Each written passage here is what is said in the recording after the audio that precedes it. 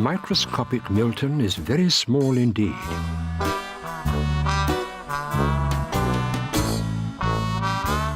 He lives in a clock on the mantelpiece in the parlour of a house that belongs to a lady named Mrs. Witherspoon. No one knows he's there, apart from Milton's friend Douglas, who spends most of his time asleep in front of the fire, and of course, you.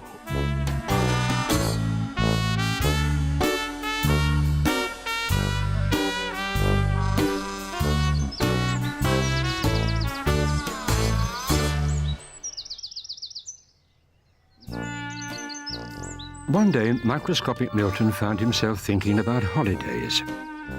I need a break from the old routine, he thought.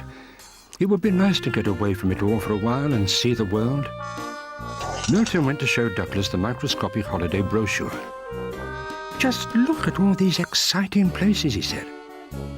The leaning brick of Pisa, the hanging basket of Babylon, Gravelhenge, or perhaps somewhere nearer to home.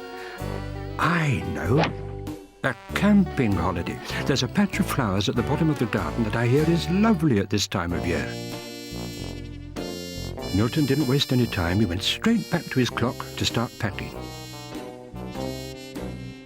He packed a tiny tent, a small sleeping bag, a pair of size 0 swimming trunks, a little camera, a miniature tube of sun cream, and a very loud shirt. Eventually, Milton was ready to go. "Well, I'm off," he said to Douglas. "See you in a few days." Douglas offered his friend a lift, but Milton was determined to manage by himself. "This is going to be a real walking holiday," said Milton. "I'll be hiking every last step of the way."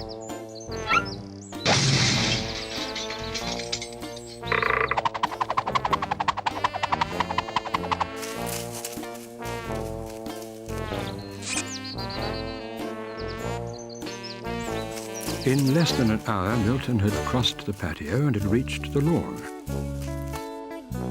By tea time, he was almost halfway to the flower bed.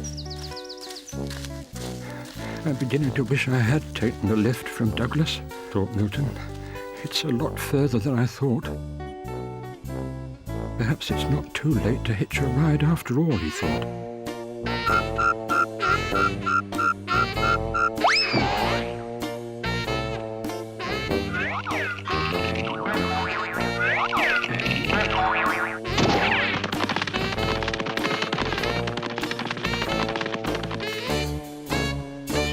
Eventually, Milton did get a lift, but unfortunately it was rather slow, and it was dark by the time he reached the flower bed.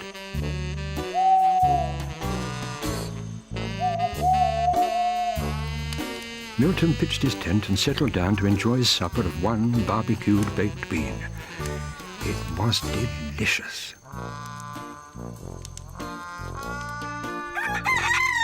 The following morning, Milton woke up bright and early. He put on his bathing suit and stepped out into the sunshine. "Time for a spot of sunbathing," he thought. At the other end of the garden, Mrs. Witherspoon was worrying about her beautiful flowers. "I'd better give the plants a really good watering," she said to Douglas, and began to fill her watering can. Milton had just begun to work on his tan when a strange shadow blocked out the sun.